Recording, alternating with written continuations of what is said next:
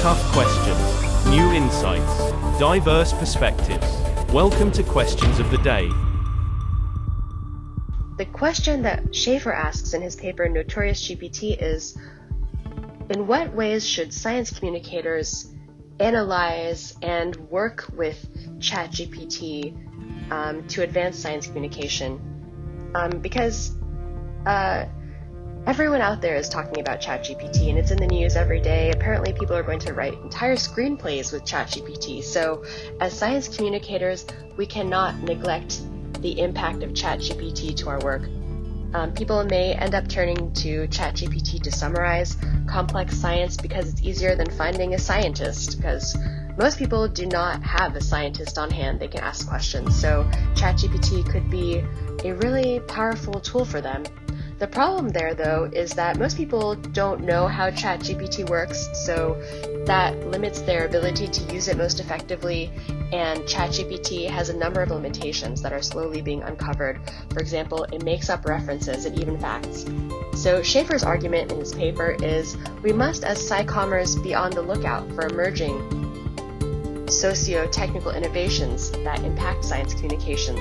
We have to understand how generative AI, which is the technology behind ChatGPT that does content creation based on algorithms, is used, how broadly these technologies are used, who's using them, and in what ways.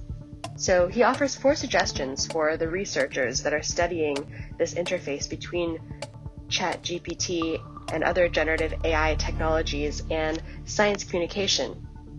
The first suggestion he makes is that researchers should analyze the way that everyone's communicating about generative AI. That includes scholars, scientific communicators such as me and I guess other SciCommers out there, higher education, professors, big tech, the tech industry itself, regulators, journalists, non-governmental organizations. I would add lawmakers, because in the US Congress there is an artificial intelligence caucus, so who knows if ChatGPT is being used to write legislation right now, but other stakeholders.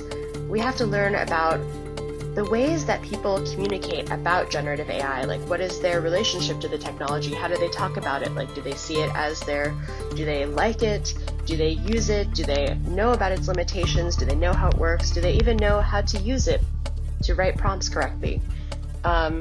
Every time I've tried to go to use ChatGPT, it's been over capacity. So I don't really communicate about generative AI to that extent, but it's definitely very popular right now. The second recommendation that Schäfer makes is that researchers should analyze how people communicate with AI themselves. What do they ask it, and what do they use ChatGPT for to improve their lives? The third thing that Schäfer says that researchers should do at the interface of science communication, technology, and society is researchers should examine the impact of generative AI on science communication. Like, how does it impact science communication on a range of scientific issues? Does it actually change the broader science communication ecosystem? Like, are people looking to ChatGPT instead of just Googling or asking their friend that knows a lot about science, or, reading about science? The last suggestion that Schäfer makes, which I really agree with, and I feel like this has been overlooked a lot, is emergence of generative AI is a conceptual and theoretical challenge.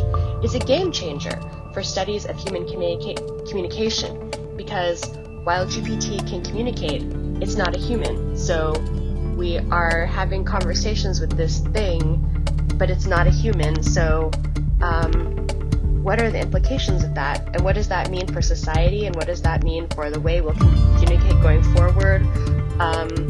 So if I could summarize this paper in one sentence, I would say that Schäfer argues we've got to analyze the social implications of ChatGPT, especially for science communicators. Furthermore, and I think he talks about this a lot, and it's been relatively unaddressed in discussions of ChatGPT, especially with relating to science and society, is we have to consider the social implications of ChatGPT for science communication and also for society at large. And here I want to add that I think that one really important role that science communicators have is to talk about ChatGPT and help create a public understanding of ChatGPT. How does ChatGPT work? How does generative AI work? What's the future of generative AI?